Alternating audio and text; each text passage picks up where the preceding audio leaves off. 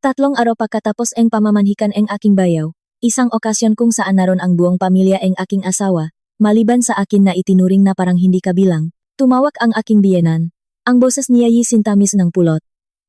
"Oh, Clara, anak, mahanda ka sana ngang 1,5 milyong piso para sa akin, para may salba ang dangal ng kapatid mong si Angelica sa pagkakataong ito. Nasa gitna ako ng aking panaderya, may harina pa sa aking makamay, at nang marinig iyon ay napatawa na lang ako. 1,500,000 piso para ipambayad sa nirentahang singsing at nga natitirang bayarin sa handaan. Ang perang para sa pagkangkarangyaan ng bayaw kong minsay diretsahan akong sinabihan, hipak lang kita, ibang tao ka."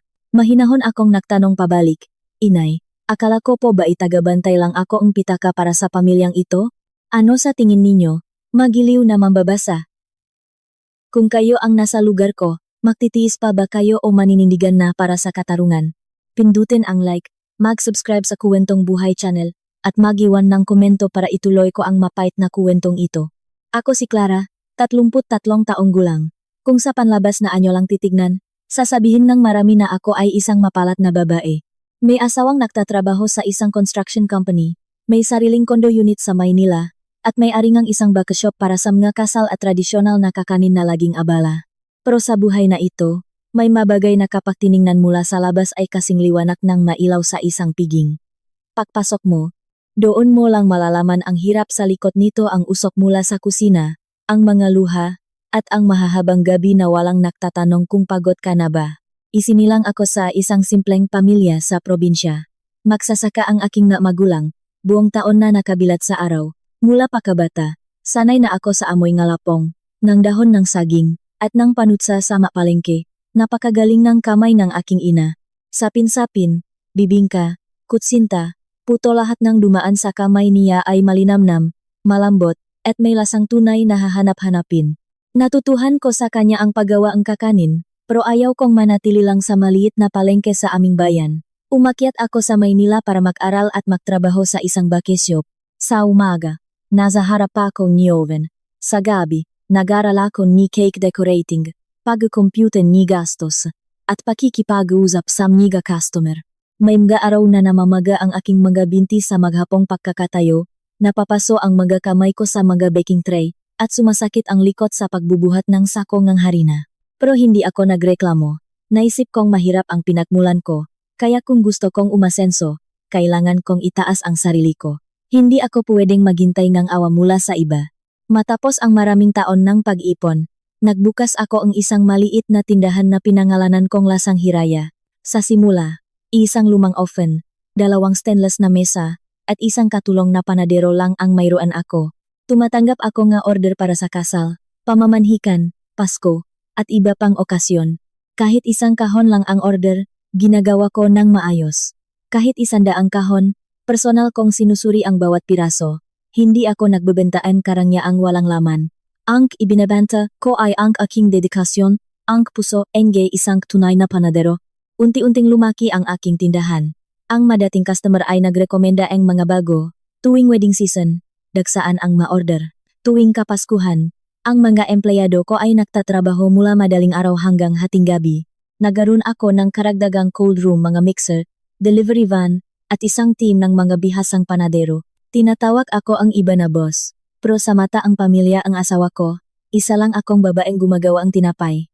Isang taong laging amoy mantikilya, gatas, at amoy ng negosyo. Ang pangalan ng asawa ko ay Marco. Noong una kaming makakilala, si Marco ay mabait, tahimik, matangkat, payat, at malinis manamit. Nagtatrabaho siya sa isang construction company. Hindi mababa ang sahod pero hindi rin kalakihan. Ang nakapagpalambot ng puso ko ay hindi ang pera, kundi ang kabaitan niya.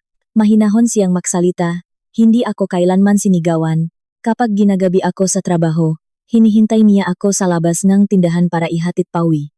Kapag pagod ako, binibilhan niya ako ng mainit na lugaw, at uupo siya habang pinapanood akong kumain, nakangiti. Inakala kong biyaya sa isang babae ang makaroon ng mabait na asawa. Kalaunan, naintindihan ko na napakanipis lang ang linya sa pagitan ng pagiging mabait at pagiging duwag. At si Marco, ang asawang pinakatiwalaan ko, ay tumayo sa panik na pinakamasakit para sa akin. 3 sila sa pamilya ang asawa ko, ang biyanan kong si Aling Celia, na matagal ng biyuda at mag-isang pinalaki si Marco at ang bunsong anak na si Angelica. Dahil dito, palagi niyang sinasabi na ang sakripisyo niya ay sinlaking langit. Pinalaki niya ang dalawang anak, naghirap sa buong buhay, at isinakripisyo ang kanyang kabataan.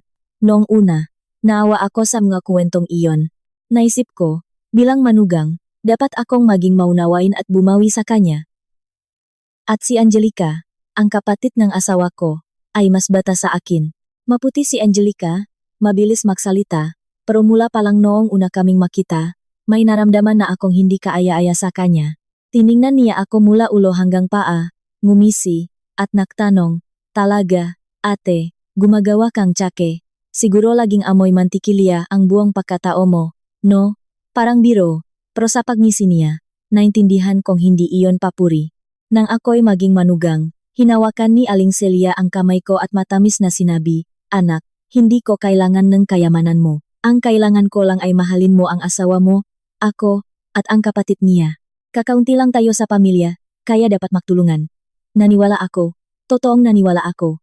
Sa unang buwan pagkatapos ng kasal, kusa akong nagabot kay Aling Celia ng pera para sa panggastos sa palengke. Kinuha niya ito ng may malawak na ngiti, sinabing marunong daw akong makisama. Sa pangalawang buwan, sinabi niyang tumaas ang gastos sa kanyang magamot, kaya dinagdagan ko ang bigay ko. Sa pangatlong buwan, nag-text si Angelica na gusto niyang magpalit ang cellphone dahil lahat ang kasamahan niya sa opisina ay bago na ang gamit. Nahihiya raw siyang gamitin ang luma niyang telepono. Sinabi ko kay Marco, "Mahal, tulungan natin ang kapatid mo kahit isang beses lang. Babay rin yan, kailangan din ng kaunting face value." Ang isang beses na iyon ay nasundan pa ang maraming beses. Minsan, kailangan ni Angelica ng pera para sa makeup class. Minsan, para sa damit na isusuot sa party ng kumpanya. Minsan, gusto niyang magbakasyon kasama ang mga kaibigan at kulang ng ilang libo.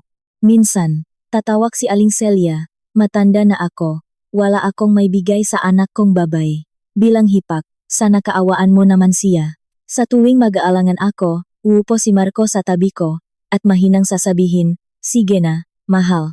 Mas may kaya naman tayo. Tulungan na natin si Mama at si Angelica. Ang importante, payapa ang pamilya. Ang pera, kikitain ulit." Magaan lang sa pandinig ang sinasabi niya. Pero ako ang kumikita ng parang iyon. Ako ang nagpupuyat para bantayan ang oven.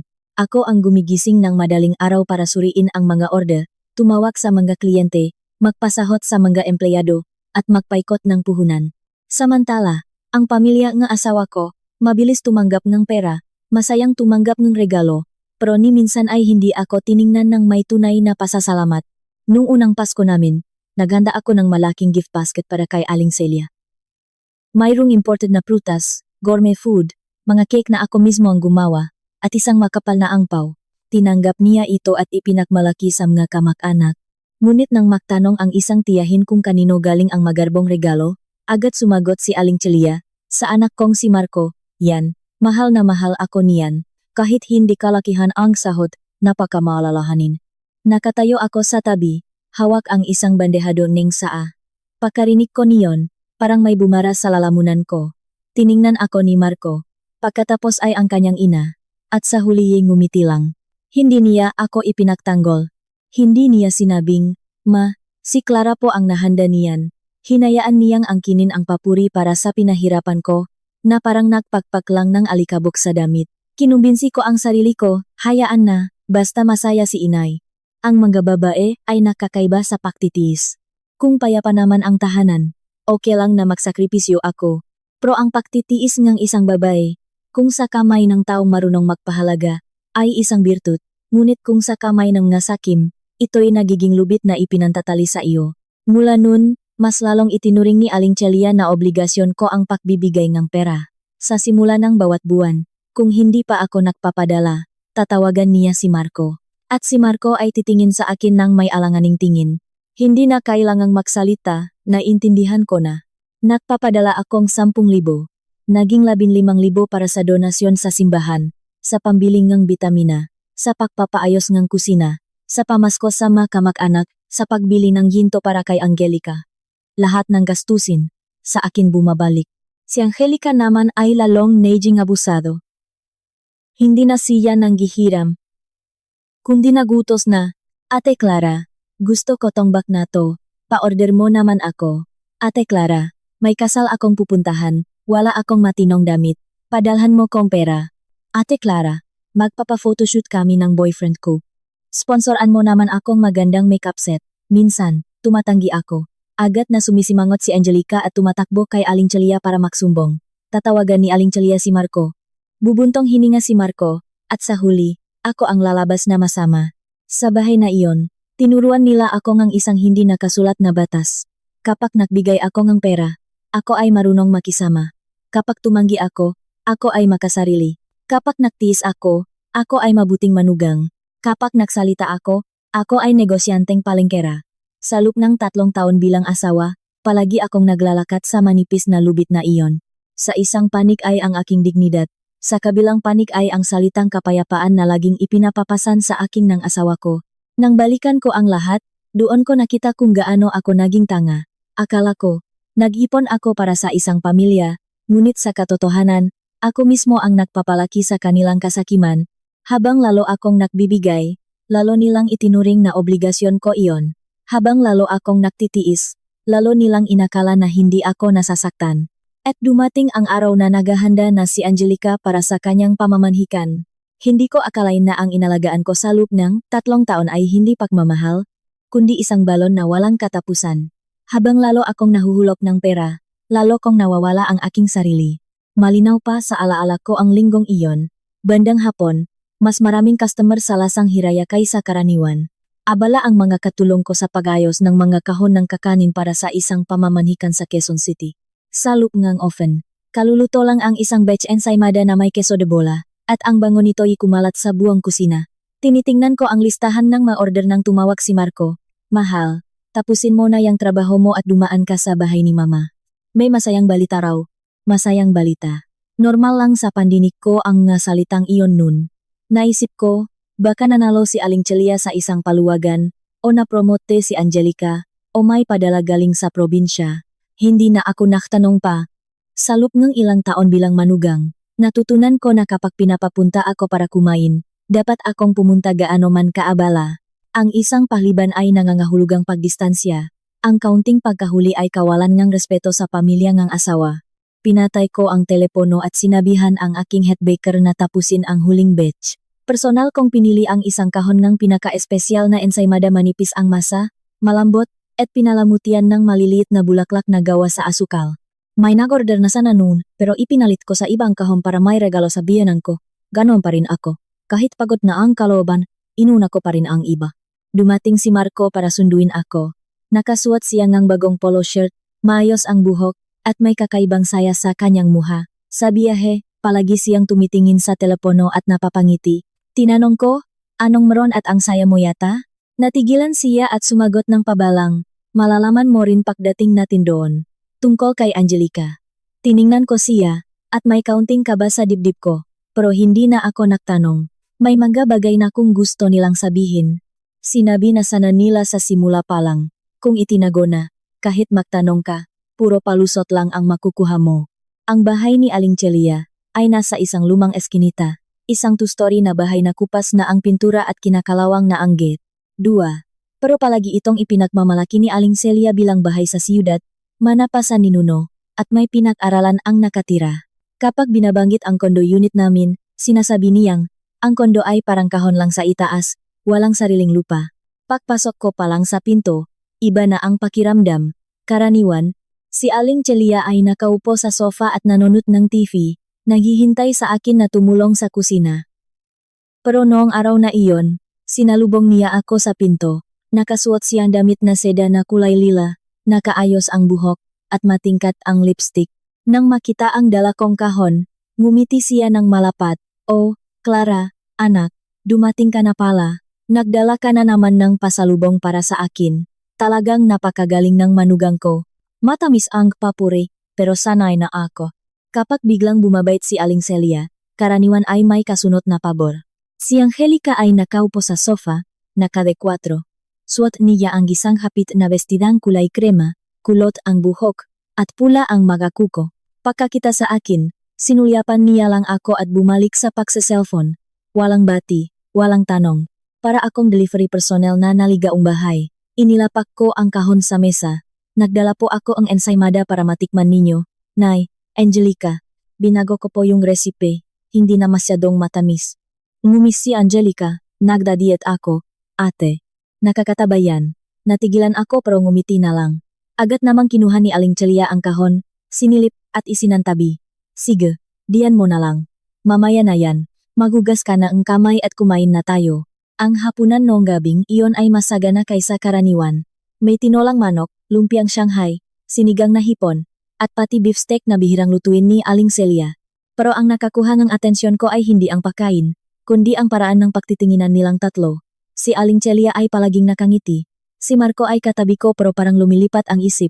Si Angelica naman ay laking itinaas ang kalibang kamay habang naksusuklay ng buhok, habang uminom, habang nakahawak sa baba. Sa kanyang palasingsingan ay kumikinang ang isang napakalaking singsing. Nakita ko iyon pero hindi ako agad nagtanong. Sa kalagitnaan ng pagkain, biglang nagsalita si Aling Celia. Naku, ang ganda pala ng singsing ni Angelica sa ilalim ng ilaw. Patingin nga, anak. Agad na inilahat ni Angelica ang kanyang kamay. Ang muhay puno ang pagmamalaki. Kumikinang ang singsing, at ang bato ay sobrang laki na halos mukhang peke. Tiningnan ko ang singsing. Pagkatapos ay si Marco, umiwas yan tingin. Ibinaba ko ang aking mga kubyertos at pinilit na maging mahinahon. Na-engage ka na pala, Angelica? Tumawa si Angelica na parang nagtanong ako ang isang bagay na alam na ang buong mundo. Opo, ate. Malapit na ang pamamanhikan ko. Narinig ko ang isang bagay na tila bumaksak sa loop ko. Malapit na ang pamamanhikan. Isang napakalaking bagay. Pero ako, nakasama sa bahay ng kapatid niya, na sa loob ng 3 taon ay nagbigay ng hindi mabilang na bagay para sa kanya, ay malalaman lang sa pamamagitan ng isang pagpapakitang gilas sa hapagkainan. Lumingon ako kay Marco. Alam mo na to. Pilit siyang ngumiti. Kakit alam ko lang din, hindi pa matagal. Sabi ni Mama, ngayon na lang sabihin para masaya. Kakit alam lang din. Ang palusot niya ay sobrang halata na ayoko nang ungkatin. Sa paraan ng kanyang pananamit, sa saya ni Aling Celia, sa bagong manitsura ni Angelica, alam kong matagal na nilang pinahandaan ito. Ako lang ang huling nakaalam, at hindi pa sa maayos na paraan. Nilunok ko ang bara sa aking lalamunan. Kung ganoon, congratulations. Kamusta naman ang pamilya eng lalaki? Nay, para bang iyon lang ang hinihintay? Biglang nahliwanag ang mukha ni Aling Celia. Napakabuting pamilya. Anak, may bahay sa isang exclusive village at may negosyo. At itong si Richard, patay na patay sa Angelica natin. Pinuri pa nga ngang nanay niya. Maganda raw at maswerte ang mukha. Sumingit si Angelica. Sa isang hotel gaganapin ang pamamanhikan, ate. Para sosyal. Gusto rin ng pamilya nila na maging presentable para sa dalawang panig. Tiningnan ko siya. Wala pang 1 buwan ang nakalipas, nag-text siya sa akin para manghingi ng pera pambili ng damit para sa kasal ng kaibigan niya. Sabi niya, wala pa siyang sahod at malapit nang ma-max out ang credit card niya. Ngayon, nakaupo siya sa harap ko at nakukuwento tungkol sa hotel, mga sariwang bulaklak, at mga handaan na parang isang prinsesang hindi kailanman nakaranas ng kakapusan. Nagsimula silang mag-usap ng masaya. Sabi ni Aling Celia, kailangang imbitahan ang natiyuhin at tiyahin, at mga kaibigan niya sa simbahan. Sabi ni Angelica, kailangan ng personal makeup artist, isang team ng mga gwapong abay, at isang malaking litrato sa lobby. Si Marco naman ay sumisingit paminsan-minsan. Dapat maging engrande ang pamamanhikan ng kapatid ko. Hindi pwedeng simple lang. Nakaupo ako sa gitna ng hapagkainan. Hawak ang mga kubyertos, pero pakiramdam ko iisa akong estranghero. Nag-usap sila, nagtawanan, nagplano. Walang nagtanong sa akin kung ano ang opinyon ko. Walang nagsabing, Clara, bilang hipak, dapat nandun ka para samahan kami. Ang paraan ng pag-iwan nila sa akin sa usapan ay sobrang natural na nanlamig ang buong katawan ko. Sinubukan kong sumubo pa ang isang kutsarang kanin, pero parang buhangin ito sa aking bibig. Maya-maya, mahinahon akong nagsalita. Inay, malaking bagay po ang pamamanhikan ni Angelica. Kung may kailangan po kayong ihanda, sabihin niyo lang po. Kung anuman ang may tutulong ko, tutulong po ako. Yung mapakain, check, pwede ko pong gawin para sa kanya. Yung pinakamaganda, ang masayang usapan ay biglang tumahimik. Ibinagsak ni Aling Celia ang kanyang mangkok, at ang tunok nito'y nakakabingi. Tumingin sa akin si Angelica, ang mamatay kasing talim ng kutsilyo. Si Marco naman ay yumuko at nakunwaring kumukuha ang manok. Ngumiti si Aling Celia, pero hindi na mainit ang ngiti. Hayaan mo na, kami na ni Marco ang bahala. Asikasuhin mo na lang yang bakashop mo. Itong mga tradisyon ng pamilya, komplikado, hindi ka sanay. Pinilit ko pa ring maging kalmado. Hipag po ako ni Angelica, inay. Sa tingin ko po, dapat nandun din ako para tulungan kayo. Tumawa si Angelica ng mapakla. Ano naman kung hipak ka? Problema ko to, ako ang bahala. At saka, hipak lang kita. Ibang tao ka. Huwag ka nang makialam, baka gumulo lang. Parang nagyelo ang buong silit. Ibang tao. Hindi malakas ang mangga salitang iyon, pero tumusok ito ng malalim sa akin. Tiningnan ko si Angelica, pero patuloy lang siya sa pagkain na parang wala siyang sinabing masama. Hindi siya pinagalitan ni Aling Celia. Sa halip, tumihim pa ito at nagsalita. May punto naman si Angelica. Sa pamamanhikan na to, puro malalapit na kamag-anak lang, yung makagalang-galang. Formal din ang pamilyang lalaki. Ikaw naman, laging nasa bake shop, kasama ang mga ordinaryong customer. Baka hindi ka sanay sa ganoong usapan, baka makapagsalita ka ang mali, makasira pa. Narinig ko yon at parang nanigas ang dugo ko. Nagpatuloy si Aling Celia, bawat salita ay malinaw. Sa araw na yon, sa bahay ka na lang. Sapat na si Marco kasama namin. Kung may magtanong, sabihin na lang naming abala ka sa tindahan. Tutal, toto namang abala ka, di ba? Lumingon ako sa asawa ko. Marco, narinig mo ba yon? Nakayuko pa rin siya. Namumula ang mukha. Alam kong nahihiya siya, pero ang hiya ay hindi nangangahulugang handa siyang ipagtanggol ang asawa. Ang isang duwag na lalaki ay maaring mamula sa kahihiyan, ngunit pipiliin pa ring manahimik para sa sariling kapayapaan. Suminghal si Aling Celia, Marco, ipaintindi mo sa asawa mo, baka isipin niyang inaapi natin siya. Tumingin sa akin si Marco ng isang segundo, pagkatapos ay umiwas. Sige na, mahal. May punto rin naman si mama. Maraming tao dun. Dito ka na lang sa bahay. Magpahinga ka. Ikukwento ko na lang sayo pag uwi ko. Tinitigan ko siya ng matagal. Isang napakagaang pangungusap, pero pinutol nito ang huling hiblangang, pag-asa na pinanghahawakan ko. Hinintay kong sabihin niyang, Ma, asawa ko si Clara, hipak ni Angelica, hindi pwedeng wala siya, o kahit man lang, Angelica, hindi mo pwedeng tawaging ibang tao ang ate mo, pero hindi siya nagsalita. Pinili niya ang kanyang ina, ang kanyang kapatid, ang kanyang kapayapaan, at itinulak ako palabas na parang isang sobrang silya sa hapagkainan. Ibinaba ko ang aking makubiertos. Busok na po ako. Kumunot ang nuni Aling Celia. Konti pa lang ang kinakain mo, busok ka na. Nagtatampo ka na naman ba? Tumadyo ako. Ang boses ko'y kalmadong-kalmado. Hindi po. Naalala ko lang po, ang ibang tao ay hindi dapat nagtatagal sa usapan ng pamilya. Natigilan si Angelica. Napaangat ng tingin si Marco. Namutla si Aling Celia at agad na nagdilim ang mukha.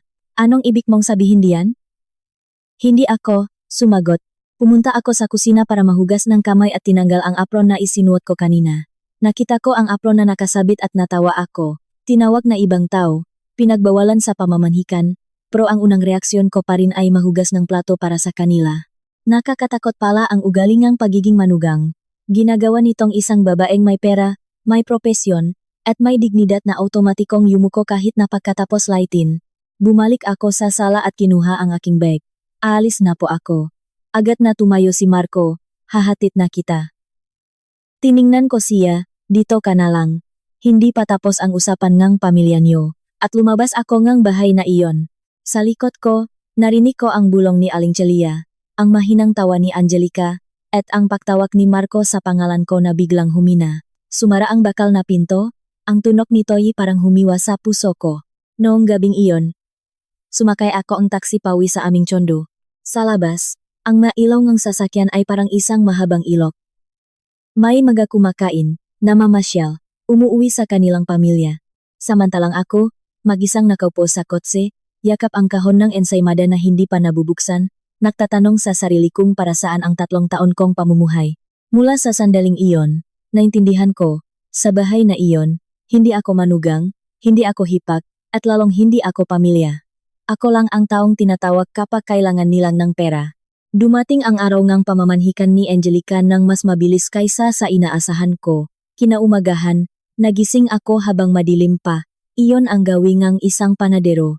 Habang tulog pa ang iba, sanay na akong marinig ang pag-init NG oven, ang tunog NG amaga tray, at ang tawagan NG amaga empleyado. Pero noong umagang iyon, may ibang tunog sa aming tsondo. Mas nakakairita ang pagbukas ni Marco ang aparador. Matagal siyang nakatayo sa harap ng salamin.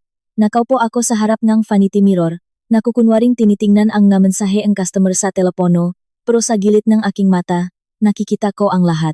Inilabas ni Marco ang navy blue na suit na binili ko para sa kanya noong aming anibersaryo. Hindi mura ang suit na iyon. Sinabi ko sa sarili ko noon na kailangan ng asawa ko ng disenteng damit para sa mga meeting. Naalala ko pa noong sinusukat niya ito, nakangiti siyang sinabi, "Ang swerte ko talaga sayo, mahal." Noong umagang iyon, isinuot niya ang mismong suit na iyon para dumalo sa pamamanhikan ng kanyang kapatid. Isang pamamanhikan kung saan bawal akong dumalo. Maingat niyang pinili ang kurbata. Binili ko rin iyon. Isinuot niya ang relong may leather strap, regalo ko sa kanyang kaarawan. Nag-spray siyang pabango na dati gustong-gusto ko. Ang amoy na iyon ay kumalat sa silid. Imbes na magbigay ng pamilyar na pakiramdam, naramdaman ko ang pait at pakasuklam. Lumingon sa akin si Marco, mahina ang boses. "Aalis na ako. Huwag ka nang mag-isip ng kung ano-ano." Tumingin ako sa kanya. "Anong huwag isipin? Paano ba yon, Marco?" Natigilan siya. Siguro hindi niya inaasahan ang tanong ko. Inayos niya ang kanyang kwelyo, umiwas sa tingin ko. "Gusto lang ni mama na maging maayos ang lahat. Magpahinga ka na lang, asikasuhin mo ang trabaho." Bahagya akong ngumiti. "Sige, mag-enjoy ka." Ang tatlong salitang iyon ay parang yelo na bumaksak sa gitna ng silid. Tinignan ako ni Marco ng isang segundo. Sila may gustong sabihin, pero hindi na itinuloy. Kinuha niya ang susi ang kotse, binuksan ang pinto, at lumabas. Pagsara ang pinto, ang maluwag na tsondo ay naging nakabibinging tahimik. Nanatili akong nakaupo. Sa sahi, may mga sinulit pa mula sa bagong suit. Normal ang lahat, maliban sa puso kong tila binutas. Hindi ako umiyak. Tumayo ako, nagbihis, tinalian ang buhok, at pumunta sa lasang hiraya. Sa tingin ng iba, ako pa rin si Boss Clara ng dati naka-check ng order, pumipirma ng resibo, tumitikim ng cake, at nagpapaalala sa mga empleyado na ayusin ang pagtali ng ribbon. Pero sa loob ko, may malamig na espasyong lumalawak. Nung araw na iyon, may malaking order ng wedding cake para sa isang customer sa Taguig. 3 palapag na cake, puti, pinalamutian ng mga rosas na gawa sa buttercream at mga ibon. Mahigpit ang bilin ng bride, gusto niyang maging simple pero may pakiramdam ng kasaganaan. Nakatayo ako sa harap ng cake, hawak ang piping bag, at bigla akong natawa. Gumagawa ako ng cake na sumisimbolo sa kaligayahan ng iba, habang ang sarili kong kaligayahan ay winawasak ng sarili kong pamilya. Bandang tanghali, sunod-sunod na nag-vibrate ang telepono ko. Una, isang kaibigan ang nag-text, "Clara, pamamanhikan bang bayaw mo ngayon? Bakit wala kang picture?" Bago pa ako makasagot, may masumunod pang mensahe. "Congratulations sa pamilya niyo, ang bongga ngang pamamanhikan." Sayang, abala ka siguro. Tiningnan ko ang screen, at bumigat ang dibdib ko. Binuksan ko ang social media. Ang album Energy Litrato, ni Angelica ang gunang lumabas. Ang pamagat, "My happiest day. Salamat kay mama at kuya sa laging pag-alaga." Pinindot ko ito. Sunod-sunod na lumabas ang mga litrato. Ang hotel ay napakaganda ang dekorasyon. Ang arko ng nga sariwang bulaklak ay nakatayo sa pasukan. Ang mga handaan ay nakahanay, lahat ay mukhang mamahalin. Si Angelica ay nakasuot ng puting Filipiniana na may gintong burda. Ang makeup ay perpekto, at nakangiti ng malapat sa tabi ng lalaking si Richard. Si Aling Celia ay nakasuot ng pulang bestida, may gintong kwintas, at ang ngiti ay abot tanga na parang iyon na ang pinakamasayang araw ng buhay niya. At si Marco, ang asawa ko, ay nakatayo sa tabi ng kanyang ina at kapatid. Ang sweet ay bagay na bagay, ang mukha ay masaya, ang ngiti ay mabait. Napakasayang ang ngiti niya, masakit tingnan. Sa mga nakaraang buwan, sa bahay, palagi siyang pagod, nakasimangot, at umiiwas. Pero sa litratong iyon, kung saan wala ako, ngumingiti siya na parang isang lalaking kumpleto ang kaligayahan. Binasa ko ang caption hanggang sa dulo, at natigilan ang kamay ko. Isinulat ni Angelica, "Salamat din sa aking ate Clara." Kahit abala siya sa bakasop at hindi nakadalo, palagi siyang nandiyan para suportahan at alagaan ako ng palihim. Binasa ko ulit. "Abala sa bakasop kaya hindi nakadalo." Natawa ako. Isang tawang tuyo na ikinagulat ng katabi kong empleyado. Ang galing nila. Hindi nila ako inimbita, tapos sasabihing abala ako. Pinakbawalan nila akong dumalo, tapos ginawa akong isang mapakbigay na hipak na sumusuporta sa likod ng mga kamera. Tinanggal nila ako sa pamilya, pero gusto pa ring hiramin ang pangalan ko para pagandahin ang kanilang palabas. Sa ilalim energy post, maraming komento mula sa mga kamag-anak at kaibigan. Ang bait naman ng hipak mo. Swerte nyo, may manugang na magaling na. Maunawain pa. Sayang, abala pala, pero nag-alala pa rin sa bayaw. Sinagot ni Angelica ang bawat isa. Opo, mahal na mahal po ako ng ate hipak ko. Opo, sobrang abala po kasi sa bakasop kaya nalungkot siya. Opo, sa pamilya po namin, lahat kami nagmamahalan.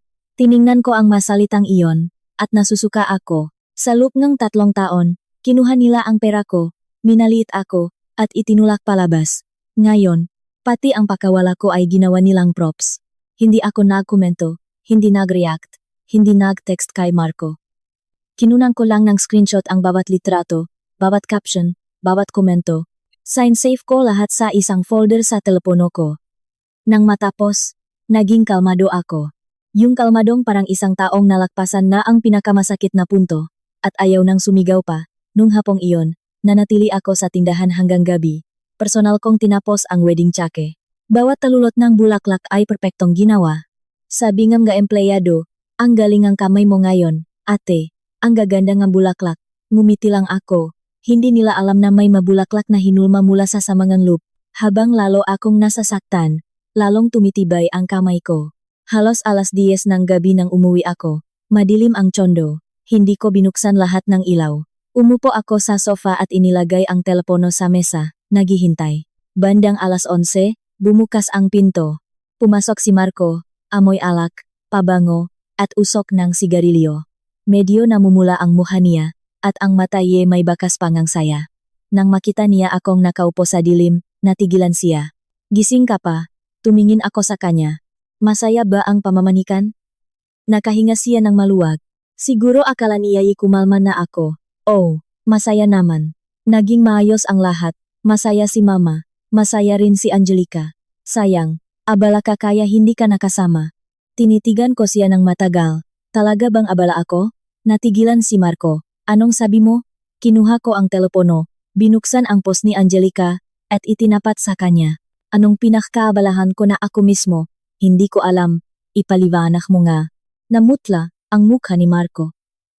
Ang ngiti sa kanyang labi ay nagyelo. Tiningnan niya ang screen. Pagkatapos ay ako. Tapos ang screen ulit. Siguro, sinulat lang yan ni Angelica para maging maganda sa paningin ng iba. Gusto ka lang niyang protektahan. Natawa ako. Protektahan ako sa pamamagitan ng paggawa sa akin na sinungaling? O protektahan ang pamilya niyo sa pamamagitan ng pagyurak sa akin? Yumuko si Marco. Hayaan mo na. Mahal. Tapos na yon. Masayang araw to para kay Angelica. Huwag mo nang palakihin. Tumayo ako. Tapos na para sayo. Para sa akin, nagsisimula pa lang. Tumingin siya. May bakas ang takot. Anong gagawin mo? Hindi ako sumagot. Pumasok ako sa kwarto. Kinuha ang unan at kumot ni Marco. At inilagay sa sofa. Pagkatapos ay bumalik ako sa kwarto at nilok ang pinto. Sa labas, tinawag ako ni Marco. Clara, buksan mo ang pinto. Mag-usap tayo. Nakatayo ako sa likod ng pinto, at mahina kong sinabi, 3 taon na akong nagsasalita. Mula ngayon, diyan ka na sa labas matulog. Pagkatapos, pinatay ko ang ila. Sa dilim, narinig ko ang buntong hininga ni Marco, ang pagupo niya sa sofa, at ang mabigat na katahimikan na bumalot sa aming tsondo. Noong gabing iyon, hindi ako umiyak. Nakahiga lang ako. Dilat ang mamata hanggang madaling araw. May mga pintong nagsasara ng walang ingay, pero sa likod ng paglok na iyon, isang kasal ang nagsimulang mamatay. 5 araw pagkatapos ng pamamanhikan na iyon, ang aming kondo ay naging isang lugar na malamig at mahirap hinggahan. Si Marco ay natutulog sa sofa. Sa umaga, umalis siya para magtrabaho, at sa gabi, tahimik siya ang umuwi. Tumitingin sa pintuan na kwarto na parang naghihintay na kausapin ko siya. Pero hindi ako nagsasalita. Ayoko nang makipag-away, magtanong, o makarinig pa ang anumang palusot. May mga pagkataong nakatayo siya sa labas ng pinto ko ng matagal. Clara, kumain ka na ba? Hindi ako sumasagot. Clara, binilhan kita ng lugaw. Hindi pa rin ako sumasagot, hindi dahil sa nakmamataas ako o gusto ko siyang pahirapan. Pagod na ang kaloban ko na bawat salita mula kay Marco ay parang isang patak ng tubig sa isang basong puno na. Isang patak pa, hindi ako gagaan, kundi mapagtatanto ko lang kung gaano nakarami ang tiniis ko. Noong nga gabing iyon, nakahiga ako sa kwarto at naririnig ko ang paggalaw ni Marco sa sofa. Maliwanag pa rin ang tsondo, malinis, mamahalin ang nga gamit, at ang mga kurtina ay ako mismo ang pumili. Mabango pa rin ang bedsheet, pero pakiramdam ko, lahat ay dayuhan sa akin. Ang bahay na ito ay dapat sanang aming pugat. Ngunit sa loob ng 3 taon, para itong isang istasyon kung saan dumadaan ang pamilya ng asawa ko para kumuha ng pera, regalo, at lakas, at iwanan ako ngang sugat na hindi nakikita. Naalala ko ang araw na binili namin ang tsondo na ito. Bagong kasal pa lang kami nun. Ayaw kong makipisan kay Aling Celia. Hindi dahil sa galit ako, kundi dahil naiintindihan ko na para magtagal ang isang pagsasama, kailangan ng mag-asawa ng sariling espasyo. Niyaya ko si Marco na bumiling kondo malapit sa Bakesh Shop. Mayroon akong naipon mula sa maraming taon ning pagtatrabaho. Nagbigay din ang mamagulang ko, ibinenta ang isang maliit na lupa para tulungan ako. Malinaw kong sinabi kay Marco, ako ang bahala sa malaking bahagi, subukan mong sagutin ang natitira. Kung may kulang, utang tayo sa bangko at sabay nating babayaran. Agad na pumayak si Marco. Kakausapin daw niya ang kanyang ina dahil may kaunti itong ipon. Noong araw na tiningnan namin ang unit, kasama si Aling Celia, pumasok siya sa model unit, nakita ang maluwag na sala, ang mahanging balkonahe, ang maliwanag na kusina, at nagliwanag ang kanyang nga mata. Sinabi niya, maganda to. Bagay sa anak kong si Marco. Kapag dumalaw si Angelica, may matutulugan siya. Ngumiti lang ako nun. Akala ko, nagbibiro lang siya. Hindi ko alam na sa isip niya. Ang bahay na halos lahat ng ipon ko ay ibubuhos ko, ay may parte na para sa anak niyang babae. No araw ngang pack down payment, nagdala si Aling Celia ng isang bag ng pera. Inilapak niya ito sa mesa at sinabing, may lipan ng 250,000 ako, iambag ko para sa inyo. Bago pa ako makapagpasalamat, idinuktong niya, pero ganito ang gusto ko, isama natin ang pangalan ni Angelica sa titulo. Kapatid naman siya ni Marco. Kapag nag-asawa siya, hindi natin alam ang magiging kapalaran niya. Mayroon siyang masasandalan sa kapatid niya. Natigilan ako. Po, bahay po namin to. Bakit isasama ang pangalan ni Angelica? Agad na sumimangot si Aling Celia. Aba, bakit ganyan ka magsalita? Magkapatid sila? Anong masama kung isama ang pangalan? Natatakot ka bang agawin ni Angelica ang bahay niyo? Tumingin ako kay Marco. Nakatayo siya ron. Kinukusot ang dulo ng kanyang damit. Ang pamilyar na itsurangang pag-alangan. Hinintay kong magsalita siya ng malinaw, pero pabulong lang siyang nagsabi, sige na, mahal.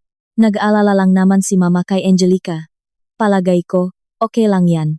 Okay lang. Sinabi niya iyon na parang nakdagdag lang ng isang upuan sa mesa. Ngunit iyon ang bahay na ako ang naglabas ng malaking pera. Iyon ang pawis ko. Ang magabing nakpuyat ako. At ang perang pinahirapan ng magulang ko para sa akin. Pero gusto nilang isama ang pangalan ni Angelica kapalit ng 2 salita. Magkapatid sila. Mariin akong tumanggi. Kung mag-ambag po kayo, Nay, ituturing po naming utang. Babayaran po namin ng buo. Pero ang titulo ang bahay. Hindi po pwedeng isama si Angelica. Nagalit si Aling Celia sa harap ng sales agent. Kinuha niya ang pera, at sinabihan akong negosyanteng palengkera, makasarili, at walang respeto sa bayaw. Umalis siya, at hinabol siya ni Marco. Iniwan akong mag-isa sa opisina, namumula ang mukha sa hiya. Noong araw na iyon, kinailangan kong humiram ng pera sa matalik kong kaibigan. Ginamit ko ang emergency fund ng bake shop at tiniis ang ilang buwang paghihirap. Sa huli, nabili ang tsondo. Pero mula nun, nakaroon akong reputasyon bilang isang manugang na sakim. Ayaw magpambag sa biyanan dahil takot na makinabang ang bayaw. Nilunok ko ang akusasyong iyon. Hindi lang sa bahay, pati na rin sa maokasyon, marami akong nilunok. Tuwing Pasko, maayos akong naghahanda ng regalo para kay Aling Celia. Pera, bitamina, basket ng kakanin, at minsan pa, isang gintong pulseras. Tinatanggap niya lahat. Pero kapag may bisita, palagi niyang ipinagmamalaki, ang anak kong si Marco, napakabuti. Laging buo ang bigay sa akin. Nakatayo ako sa kusina, nahihiwa ang hamon, at naririnig ang bawat salita, na parang bumabara sa lalamunan ko. Si Marco, nakaupo sa sala, ngumingiti lang. Hindi niya sinasabing, Ma, si Clara ang nahanda niyan. Inaangkin niya ang papuri na binili ng pera at pagot ng kanyang asawa. Noong kaarawan ni Angelica, binilhan ko siya ng bagong cellphone.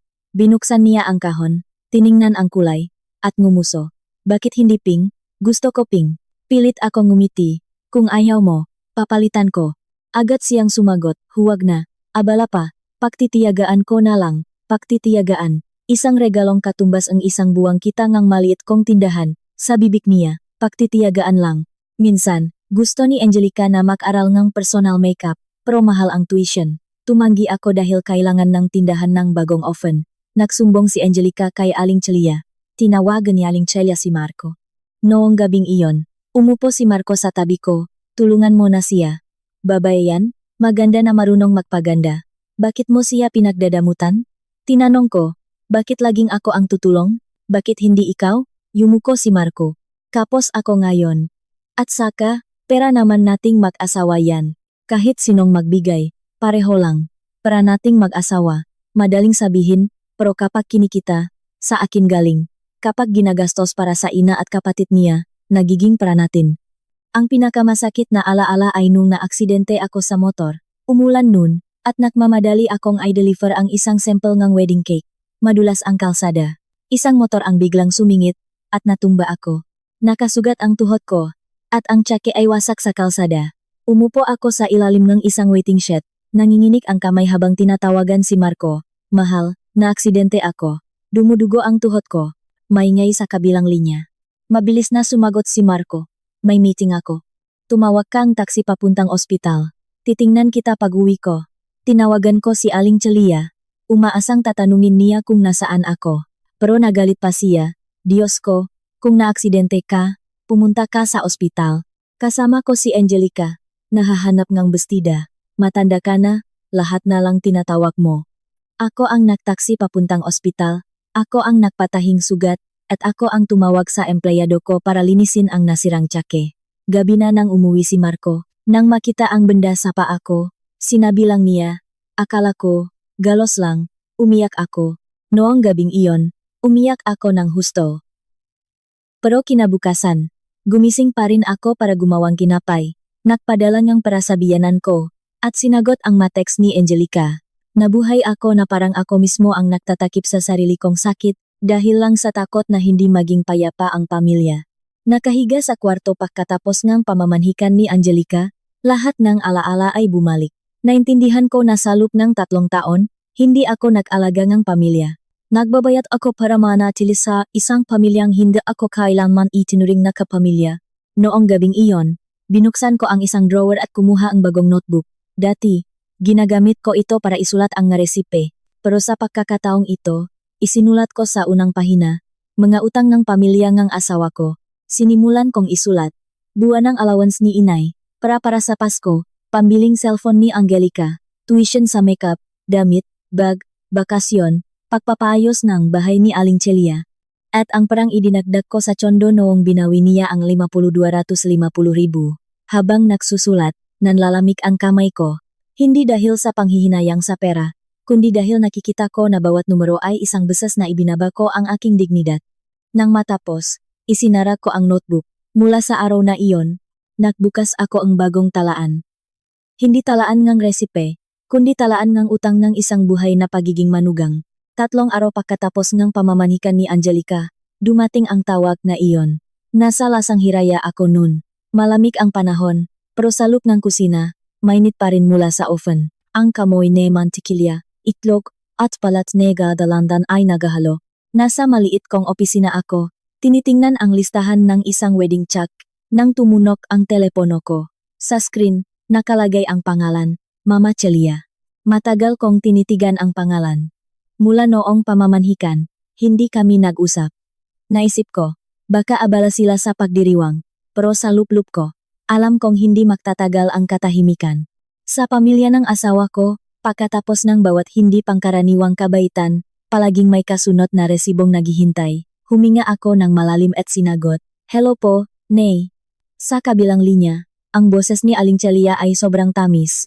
"Clara, anak, nasa bake shop ka ba? Siguro abala ka, no? Sayang nga at hindi ka nakapunta sa pamamanhikan." Hawak ko ang telepono, at bahagya akong napangiti. "Opo, Nay, abala po ako." Tulad ng sinabi ninyo sa lahat, natigilan siya sandali, pero sanay na si Aling Celia. Nagpatuloy siya na parang walang narinig. "Mabuti yan, may sarili kang trabaho. Sinasabi ko nga sama kamag-anak, napakasipag at magaling ngang manugang ko. Isang karangalan sa pamilya. Hindi ako sumagot. Hinayaan kong tumagal ang katahimikan. Narinig ko ang pahinga niya. Nag-isip kung paano sisimulan ang totong pakay. Bumuntong hininga siya. Clara, anak, huwag kang mabibigla sa sasabihin ko, tungkol kay Angelica. Ibinaba ko ang ballpen. Sige po. Hininaan ni Aling Celia ang boses, tunok nag-alala at kaawa-awa. Maganda nga tingnan ang pamamanhikan, pero sa totoo lang, medyo gipit kami. Ang pamilya kasi niya lalaki, sosyal, lahat napapansin. Gusto ko sanang may pakmalaki si Angelica, kaya may magastusin akong inabono muna. Ngayon, naniningil na sila. Kung hindi tayo makabayad, mapapahiya kami. Napapikit ako, nagsisimula na. Dahan-dahan akong nagtanong, ano-ano po yung nabayarin? Nay. Nag-atubili siya. Tapos mabilis na nagsalita, yung dekorasyon, yung hotel, yung mag-aabay, yung photographer, at saka, yung singsing. Nirentahan lang namin yun para maganda sa picture. Hinihingi na nila yung bayad sa renta at yung deposito, akala ng pamilya ng lalaki, bayad na lahat. Kung malaman nila, saan pa pupulutin ang mukha ni Angelica? Narinig ko yon, at humigpit ang hawak ko sa mesa. Ang kumikinang na singsing na ipinagmalaki ni Angelica ay inupahan lang pala. Ang bonggang pamamanhikan na ipinagyabang ni Aling Celia ay isang palabas na hindi pabayat. At ngayon, pagkatapos akong pagbawalan na umakyat sa entablado, ako ang pinagbabayat para sa pagkangtalon, pinanatili kong kalmado ang boses ko. So, bakit po kayo tumawag sa akin? Nay, para bang iyon ang hinihintay niya? Naisip ko na, maghanda ka sana na 1,5 milyong piso. Isalba mo ang dangal ni Angelica, kahit ngayon lang. Kapag nakasettle na siya sa pamilya ng asawa niya, babayaran ka niya. Bilang hipak, dapat tulungan mo siya sa oras ng kagipitan. Kapag napabuti siya, karangalan din ninyong mag-asawa. 1,5 milyon. Sinabi niya iyon na parang nagutos lang ng ilang kahon ng tsake. Natawa ako ng mahina. Narinig ni Aling Celia, anong tinatawa-tawa mo? Sumagot ako, nagtataka lang po ako. Nay, nagtataka saan? Sumandal ako sa upuan. Tumingin ako sa labas. Ang mag-aempleyado ko ay masipag na nagtatrabaho. Bawat sentimo sa tindahang ito ay galing sa kanilang nakamay. Pero si Aling Celia, basta na lang humihingi ng 1.5 milyon na parang obligasyon ko. Malinaw kong sinabi, sabi niyo po, bilang hipak, dapat kong tulungan si Angelica. Tama po ba? Agad siyang sumagot, oo naman, manugang ka, dapat tumulong ka.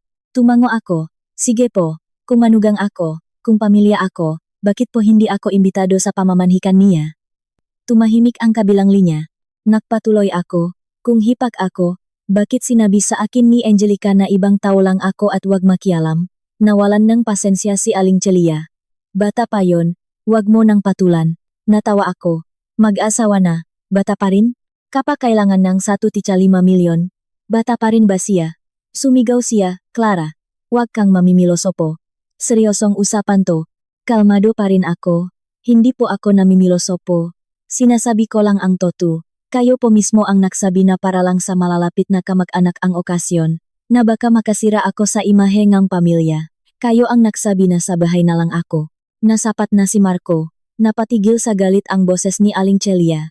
Ang lakas naman ng memorya mo. Hindi po malakas ang memorya ko. Nay, sadyang malalim lang po ang sakit kaya hindi ko makalimutan. Nakbaho ang tono ni Aling Celia, halo-halong pakiusap at pakbabanta. Sige na, baka nasobrahan ako sa sinabi ko, pero hindi ito ang oras para maktalo. Delikado ang sitwasyon ni Angelica.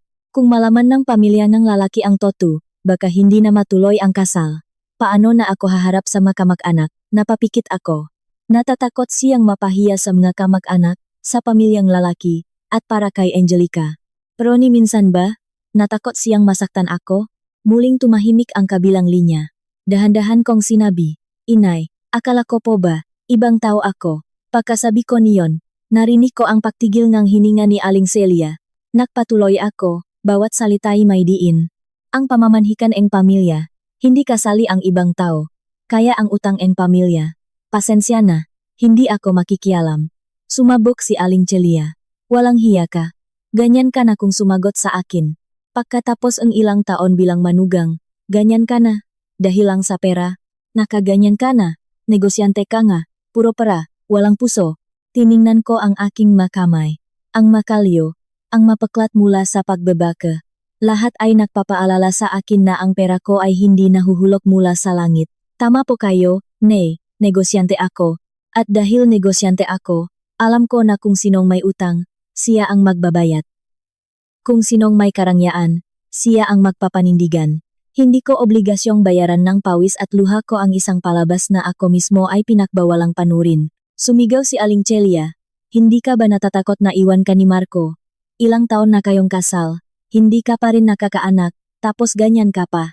Akala mo ba, dahil may praka, magtatagal ka sa kanya? Napahigpit ang hawak ko sa telepono. Masakit ang sinabi niya. Ang hindi pagkakaroon ng anak ay isang sugat na personal sa amin ni Marco. Pero sa bibig ni Aling Celia, naging sandata ito para pasunurin ako. Huminga ako ng malalim. Hindi niyo po kailangang gamitin ang usaping anak para pilitin ako. Hindi ako magbibigay. Hindi dahil sa wala akong anak o wala akong utang na loob. Hindi ako magbibigay dahil ayoko nang magpagamit. Magaling, hintayin mo. Tatawagan ko si Marco. Ipapakita ko sa buong angkan ang tunay mong kulay. Sumagot ako. Sige po, tawagan niyo. Pero bago niyo sabihin sa kanila na wala akong utang na loob, siguraduhin niyong ikuwento ng buo na humihingi kayo ng 1.5 milyon para ipambayad sa nirentahang singsing at sa mautang sa isang pamamanhikan na hindi ako imbitado. Natigilan ang kabilang linya.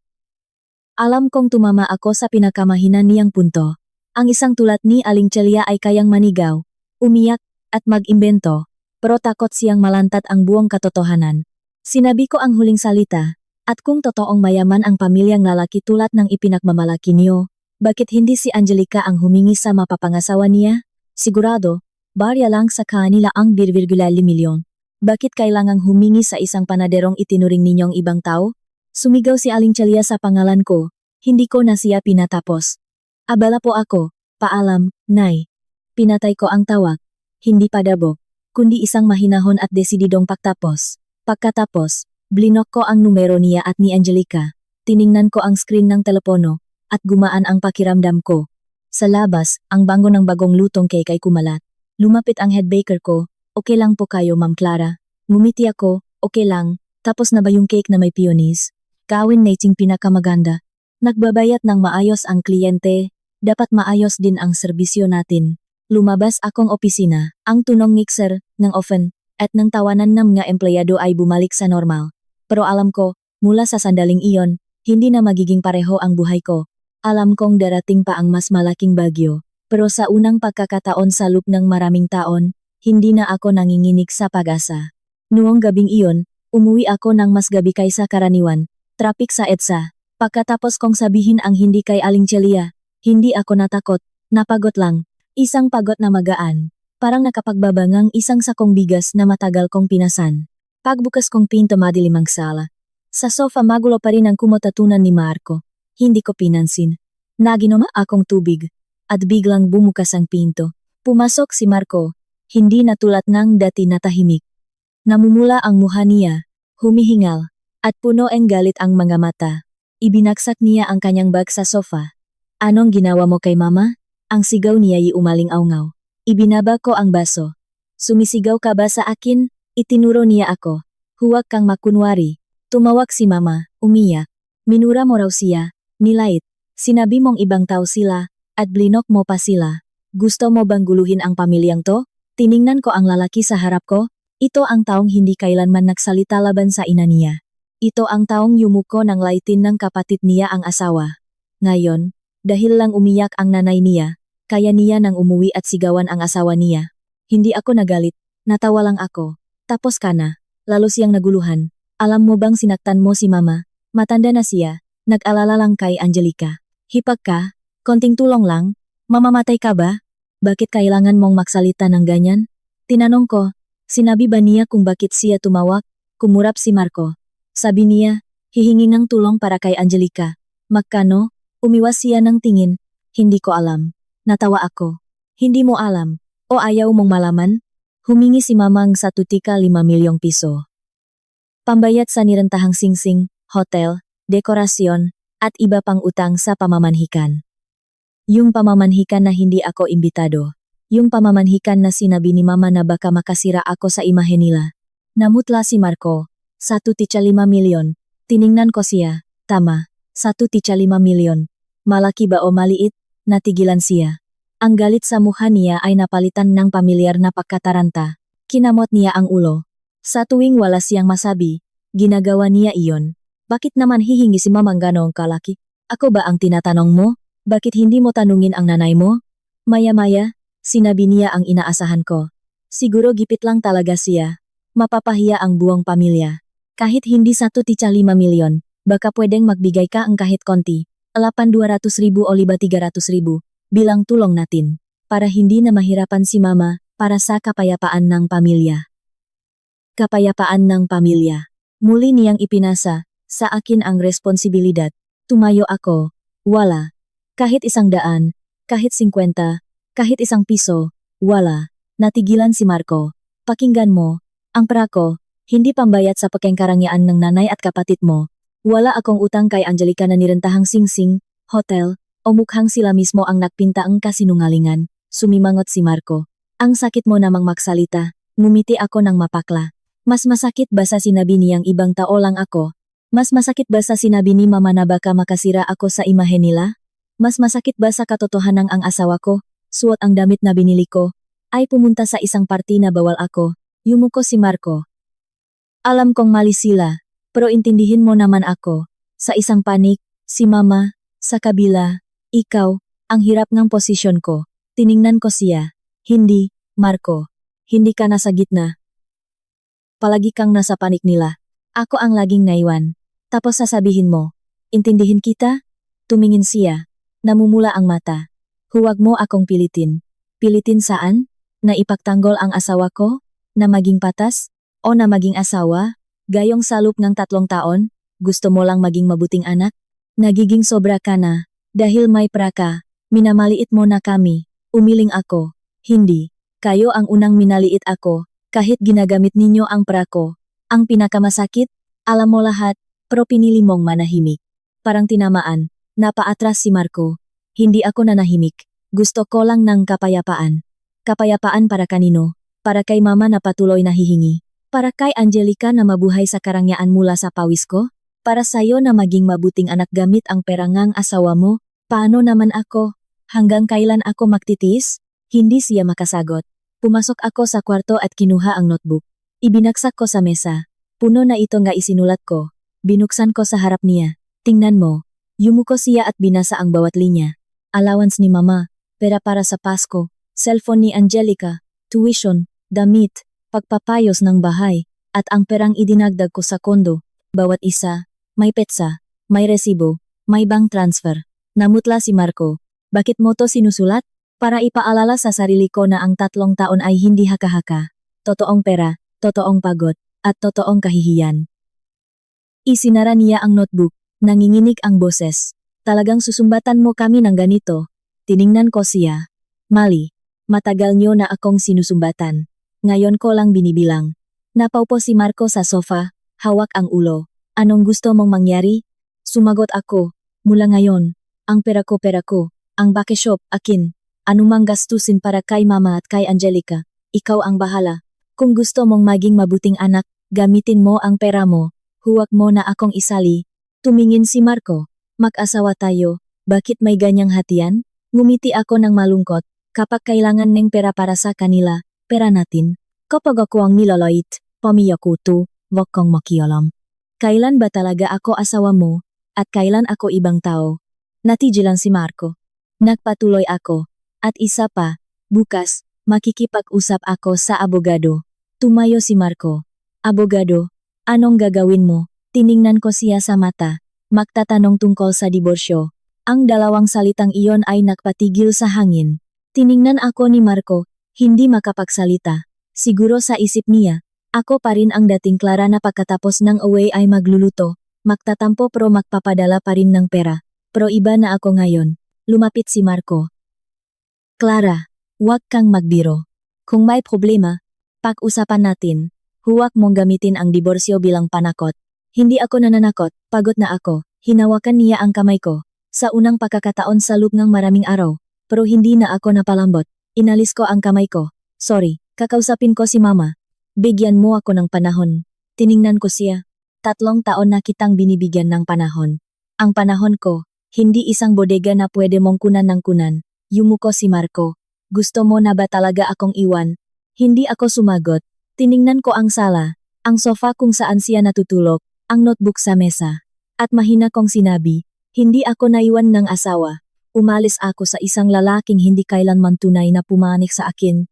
Kinuha ko ang notebook at pumasok sa kwarto. Sa likod, nakatayo lang si Marco. Nilok ko ang pinto. Sa labas, hindi na siya tumawag. Noong gabing iyon, naintindihan ko. May mababaeng hindi umaalis habang umiyak pa. Umaalis sila kapag tuyo na ang luha at nasa tamang lugar na ang isip.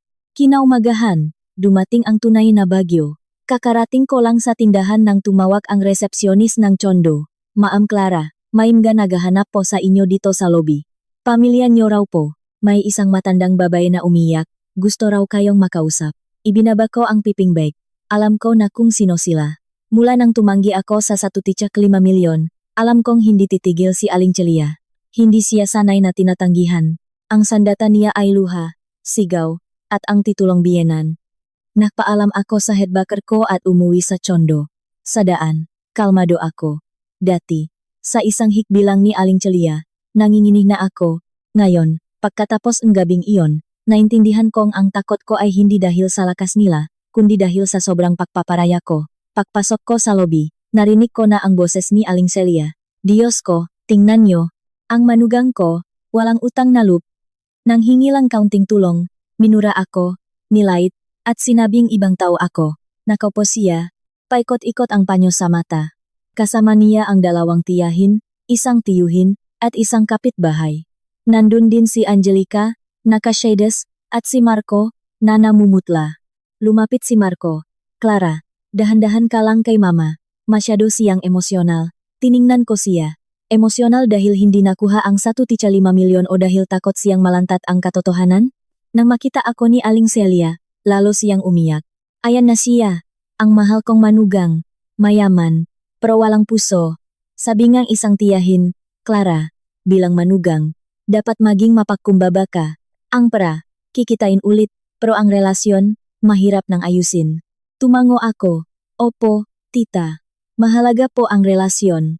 Pero kung naalala ka lang kapag kailangan ng pera, at itinataboy ka kapag may kasiyahan, relasyon pa po ba yon?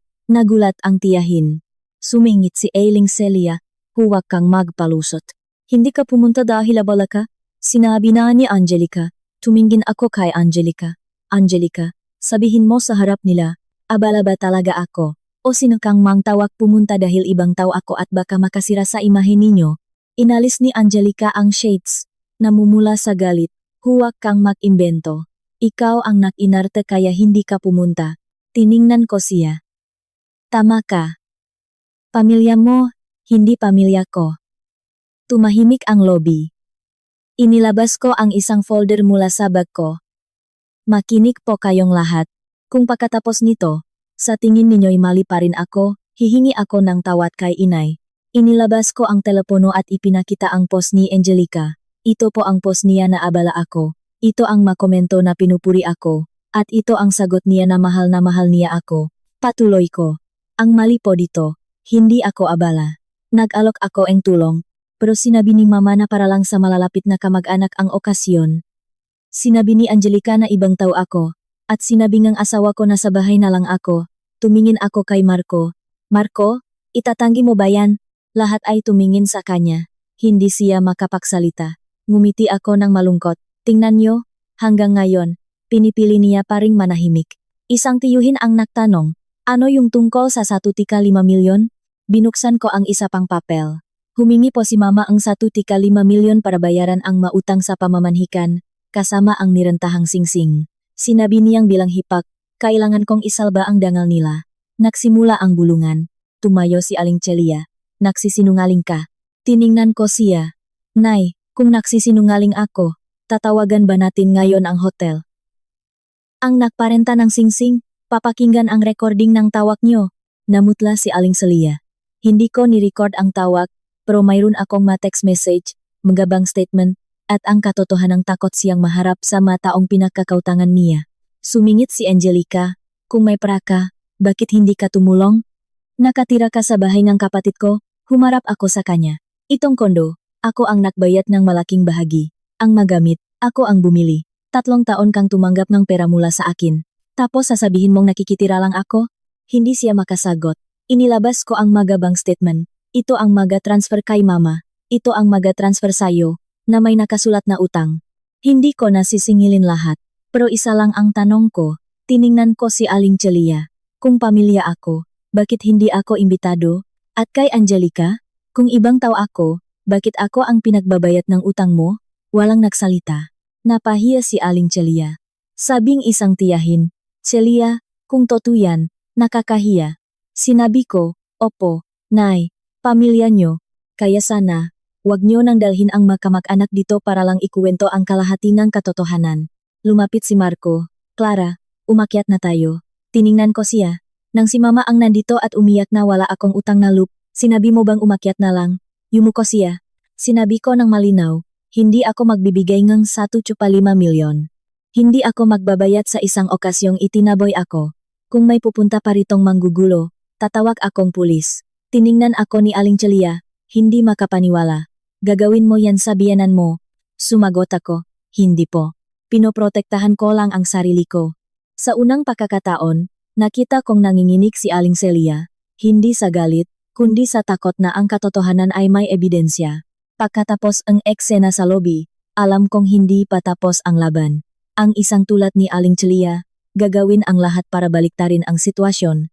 Tinawakan ko ang kaibigan kong si May, isang wedding planner. Ikinuwento ko ang lahat. Clara, sabi niya, gusto mo pa bang isalba ang pagsasama ninyo? Tumingin ako sa bakasop ko. Hindi ko alam, pero ayoko ng pagbintangan pa. Sabi niya, kung ganun, huwag mong itago lang ang sakit. Itago mo ang mga resibo. Nung gabing iyon, nakita kami ni May. Dala ko ang notebook, ang telepono, mga bank statement, at lahat ng ebidensya. Habang tinitignan niya, lalong dumidilim ang mukha niya. Kabakamaktis kla. Hindi na ito simpleng away magbiyanan. Pang-aabuso na ito. Ngumiti ako ng mapakla. Akala ko, kapak naktis, kaawaan. Sabi ni May, hindi. Kung marunong silang maawa, hindi kanila hahayaang maktiis ng ganyan. Nagsimulang tumawak si May. Una, sa hotel. Nalaman niyang hindi pa nga bayad ang lahat. Si Aling Celia ang nakapangalan sa kontrata. Sunod, sa decorator. Pareho rin, may utang pa. Pagkatapos, sa isang kakilala sa jewelry shop, ang singsing, inupahan na, at hindi pa bayad ng buo. Nanlamig ako, hindi dahil sa gulat, kundi sa pakasuklam. Nag-imbestiga pa si May. Ang mapapangasawa ni Angelica, si Richard, ay isa palang real estate agent na pasosyal lang. Ang bahay na ipinagyayabang ni Aling Celia ay nakasangla sa bangko. Parehong panik pala ay nakpapanggap lang. Sinabi ni May, kailangan mong kumonsulta sa abogado. Kinaumagahan, pumunta ako sa isang abogada. Ipinakita ko lahat. Sinabi niya, Clara, ang pamilya, kung gusto mong protektahan ng batas, dapat may hangganan. Sobra-sobra ang ibinigay mo ng walang hangganan. Ngayon, protektahan mo ang natitira. Ano po ang natitira? Tanong ko. Sagot niya, ang iyong ari-arian, dangal, at karapatang mamuhay ng payapa. Sinimulan namin ang proseso ang diborsyo at ang pagsingil sa mga utang ni Angelica na may ebidensya. Paglabas ko ang opisina, gumaan ang pakiramdam ko. Nag-text ako kay May, itutuloy ko to. Sagot niya, ituloy mo, pero gamitin mo ang isip, hindi ang galit.